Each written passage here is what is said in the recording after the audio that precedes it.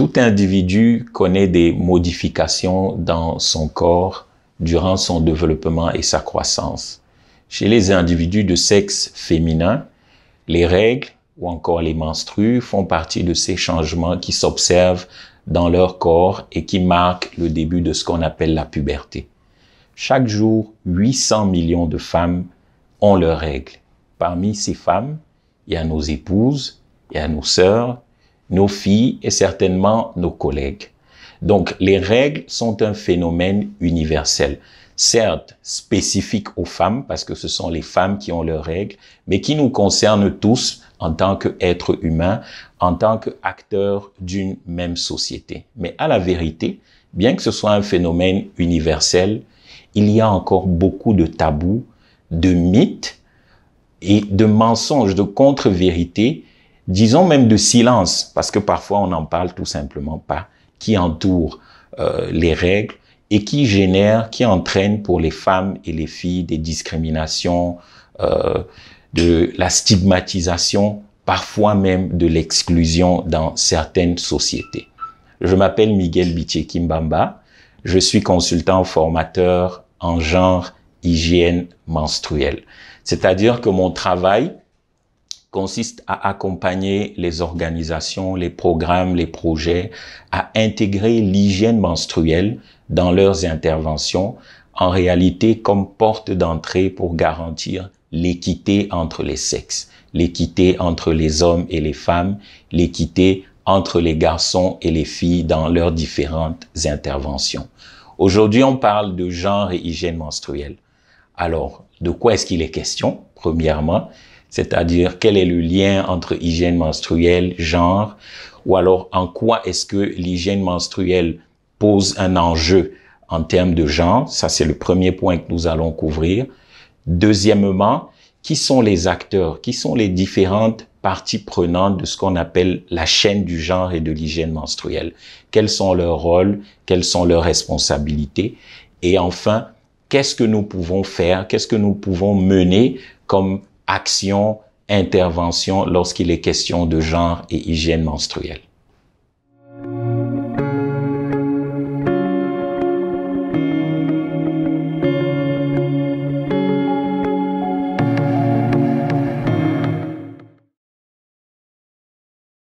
Alors, genre et hygiène menstruelle, de quoi s'agit-il? Quel est le lien entre le genre et l'hygiène menstruelle? Donc, quand on dit genre et hygiène menstruelle, tout de suite, on voit qu'il y a deux concepts. D'un côté, le genre et d'un autre côté, l'hygiène menstruelle.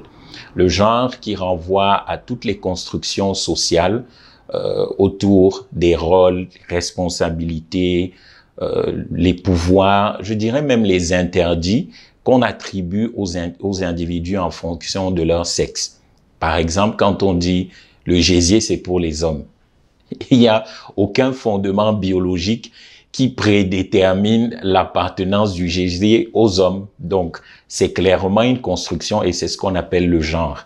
Quand on dit les femmes ne mangent pas la vipère chez nous, il n'y a rien dans les gènes des femmes ou de la vipère qui fait en sorte que si une femme consomme la vipère, elle va tomber malade ou etc. Donc, c'est ça le genre. Et d'un autre côté, il y a l'hygiène menstruelle qui est l'ensemble des connaissances, des attitudes, des pratiques que les femmes et les filles mobilisent pour prendre soin de leur hygiène intime pendant la période des règles. Alors, quel est le lien? Le lien, il est tout simple.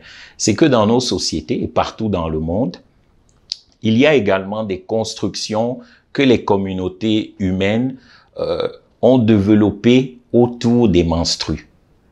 Dans certaines de nos cultures, on dira les menstrues sont sales, sont impures.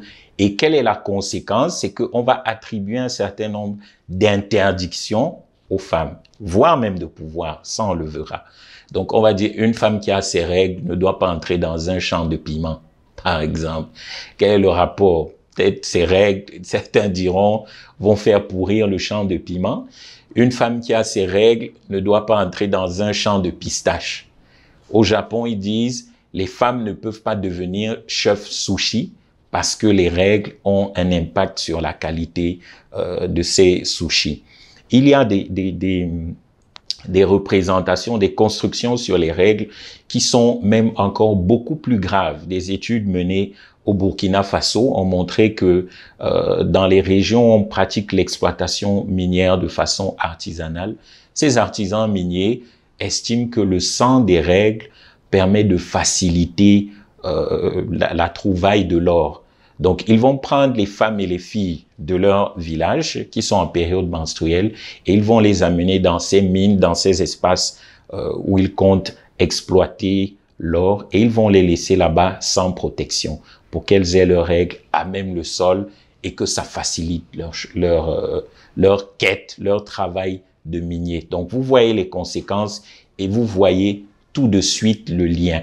C'est que les menstrues sont entourés d'un certain nombre de constructions, de représentations qui vont affecter la dignité des femmes, qui vont affecter leur participation à la vie sociale et communautaire, qui vont affecter leur accès à un certain nombre de droits. Droit à la santé, droit à l'éducation, droit à l'eau, à l'hygiène et à l'assainissement. Donc voilà le principal lien. Et pourquoi on en parle? On en parle parce que on s'est rendu compte que non seulement sur le plan communautaire, les femmes subissent de la stigmatisation, de la discrimination, voire de l'exclusion du fait de leurs règles pendant cette période, mais également dans les interventions, les programmes, les projets des acteurs de développement, des acteurs humanitaires, très souvent, c'est une question qui a été laissée pour compte et qui a donc généré de la discrimination. Maintenant, quels sont les acteurs, quelles sont les parties prenantes de la chaîne du genre et hygiène menstruelle et quelles sont leurs différentes responsabilités?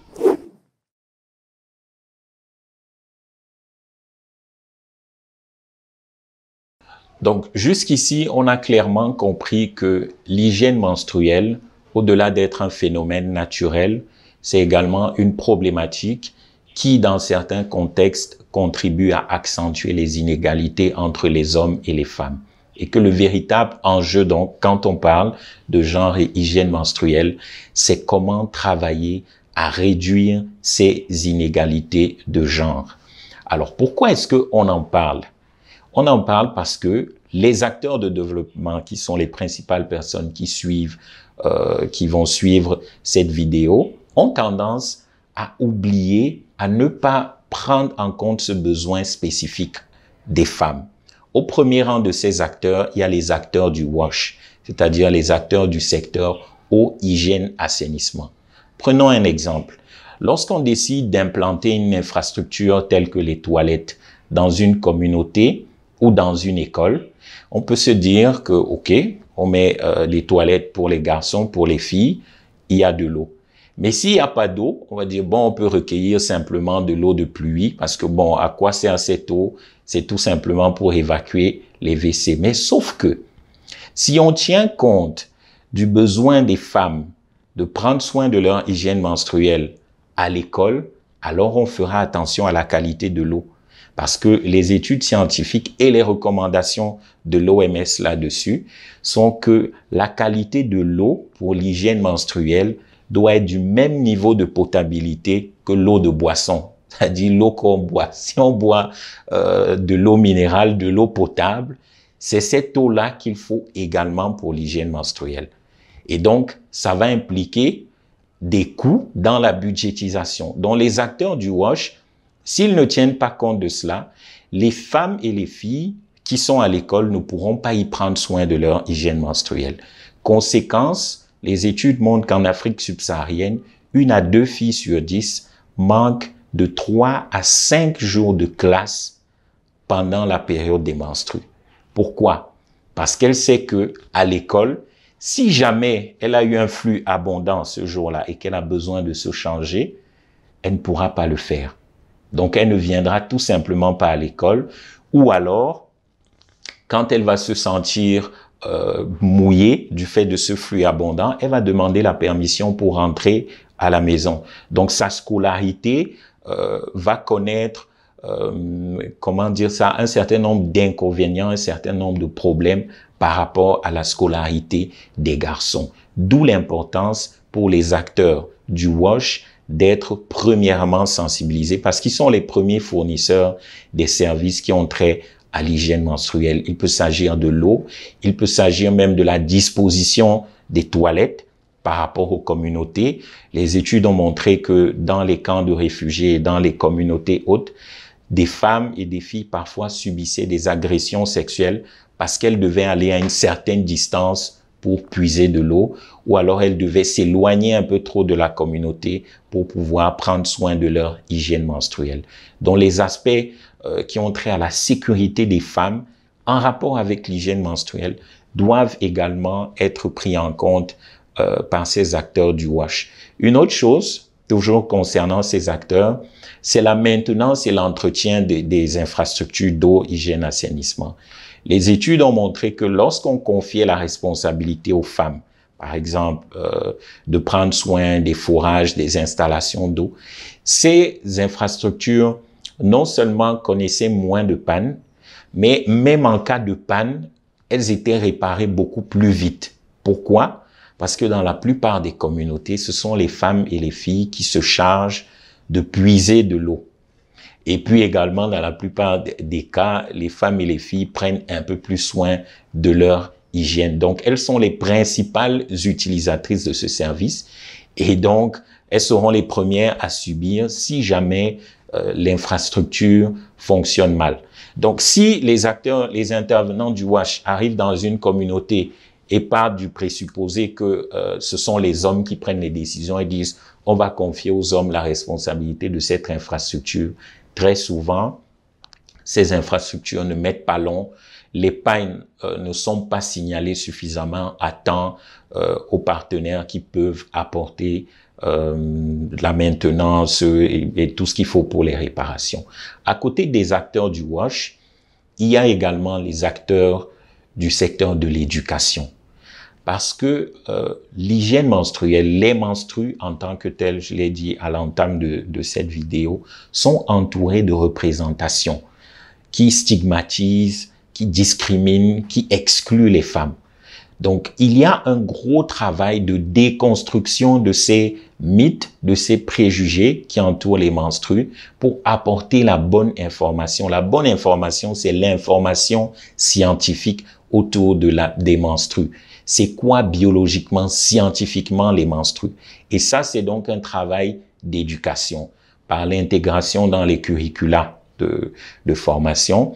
Au Cameroun, il y a eu un gros travail de plaidoyer qui a été mené par les acteurs qui interviennent sur ces questions dans le cadre du programme conjoint.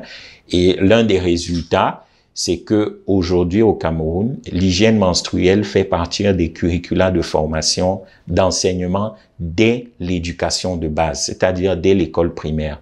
Parce qu'il y a beaucoup de filles qui connaissent leurs premières règles étant à l'école primaire, autant pour moi. Et idéalement, il faudrait que les filles soient informées des changements qui vont se produire dans leur corps avant que ces changements ne s'opèrent. Donc les acteurs du secteur de l'éducation également sont concernés. Les acteurs du secteur de la santé, bien entendu, parce que à côté des tabous, des silences qu'il faut déconstruire, il y a également les bonnes pratiques qu'il faut enseigner. Et ça, c'est le deuxième pilier des interventions en gestion de l'hygiène menstruelle. Ça, on le verra plus tard, qui consiste à travailler sur les pratiques. Parce que les pratiques des femmes peuvent les exposer à des infections de l'appareil urinaire ou de l'appareil reproducteur. Donc là encore, les acteurs de la santé, dans le cadre de leurs interventions communautaires, doivent intégrer un volet portant sur les bonnes pratiques d'hygiène menstruelle, sur les protections qui sont adaptées, parce que très souvent dans les communautés, les femmes et les filles, du fait de leurs conditions ou du fait même de leur niveau d'éducation, utilisent des matériaux inappropriés pour leur hygiène menstruelle. Ou alors, les matériaux qu'elles utilisent, elles vont mal les entretenir. Par exemple, laver des protections réutilisables avec de l'eau de Javel, c'est quelque chose qui est déconseillé et qui va donc mettre en danger la santé de la reproduction des femmes et des filles. Donc, à ce niveau, les acteurs de la santé sont concernés au premier chef. Il y a également les acteurs du secteur de l'environnement. Parce que qui dit hygiène menstruelle dit protection et dit donc élimination des déchets. Dans les grandes villes, la plupart des femmes et des filles utilisent des protections jetables qui très souvent sont en matière plastique et qui sont des matériaux non biodégradables. Et donc, ça génère énormément de pollution. Là aussi, il faut de la sensibilisation sur non seulement les protections qui soient propices à la protection de l'environnement, mais comment éliminer ces protections de façon durable, de façon à ce que l'environnement ne soit pas affecté. Et puis, bien entendu, il y a les acteurs institutionnels de haut niveau qui travaillent sur les politiques, sur la budgétisation. Par exemple, des acteurs sur le plan d'une commune qui décide d'implanter des toilettes dans des marchés doivent tenir compte du fait que les femmes bayam qui vendent dans ces marchés peuvent avoir besoin de se changer étant au marché. Alors, s'il n'y a pas de toilettes appropriées avec de l'eau garantissant suffisamment d'intimité pour qu'elles puissent se changer pendant qu'elles sont au marché durant leurs règles, elles risquent de rentrer à la maison et donc de devoir fermer leur étalage et ça va impacter leurs revenus et leur capacité à être autonomes. Donc, ces acteurs aussi doivent être sensibilisés pour l'intégration ou le développement de ce qu'on appelle la budgétisation sensible au genre, intégrant l'hygiène menstruelle. À côté de ces acteurs, que je vais appeler les acteurs de développement, les acteurs humanitaires, les acteurs institutionnels, il y a les acteurs communautaires, c'est-à-dire nous, les chefs de famille, les chefs traditionnels, les chefs religieux, les leaders de jeunes, de mouvements, de femmes, etc. Les chefs de famille doivent être interpellés parce que, en tant que principaux pourvoyeurs des ressources du ménage, nous devons être sensibles au fait que dans nos budgets, on doit intégrer les besoins liés à l'hygiène menstruelle de nos femmes, de nos filles, de nos nièces, des personnes, des femmes et filles qui sont sous notre responsabilité.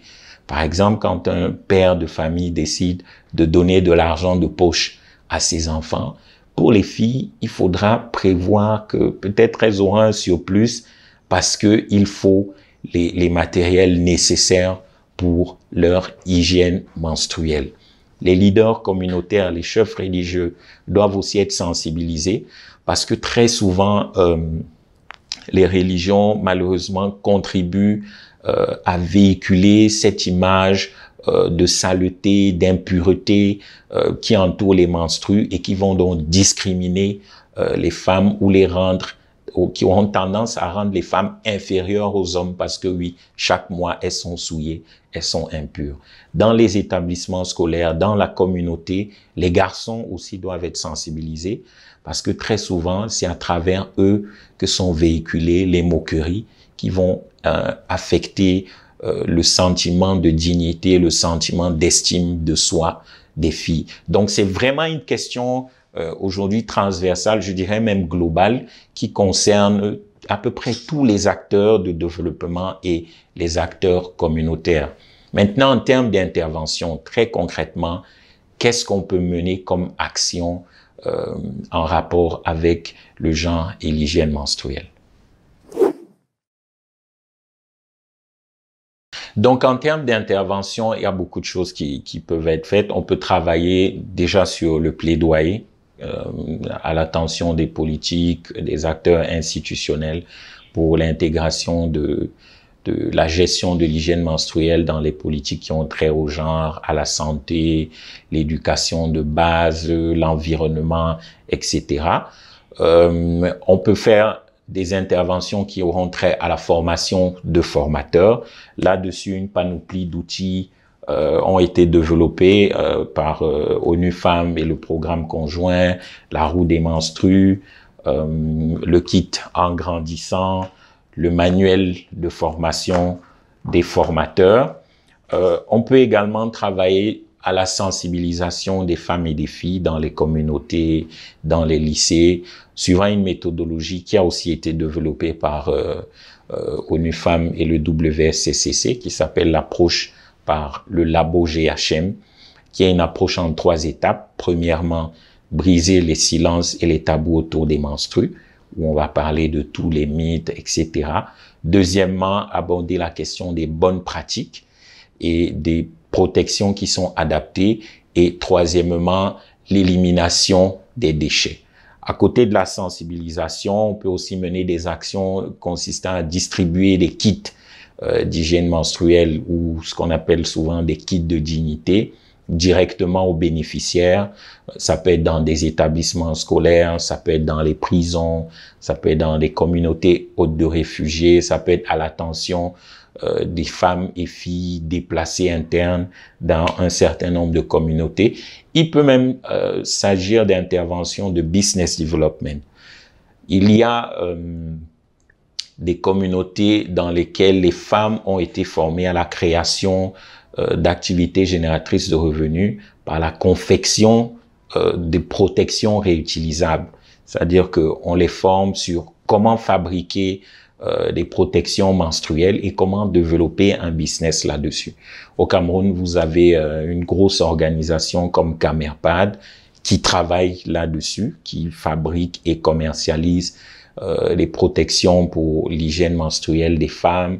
En Ouganda, vous avez le projet Macapads. Donc, il y a beaucoup d'interventions qui, de façon très pratique et très simple, peuvent être menées en ce qui concerne la GHM, en ce qui concerne le genre et l'hygiène menstruelle. Donc, pour conclure, les menstruations sont un phénomène naturel qui nous concerne tous, certes, qui touche directement et spécifiquement les femmes, mais nous concerne tous parce que c'est source d'inégalité lorsque nous laissons ce phénomène être entouré des constructions, des sociétés, des communautés, ou lorsqu'on n'en tient pas compte dans le cadre de nos interventions de développement ou d'action humanitaire.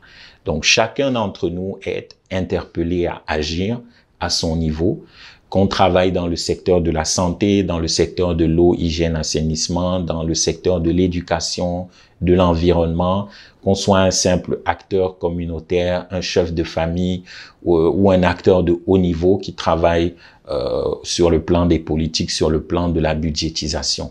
Parce que ce qui est visé ici, c'est la réduction des inégalités entre les sexes.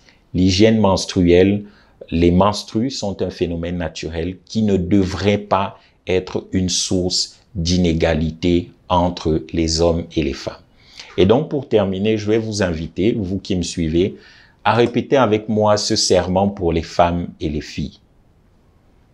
Je briserai le silence qui pèse sur les menstrues. Je n'éprouverai aucune gêne, j'en serai fier. J'en parlerai à la maison et à l'extérieur. Merci.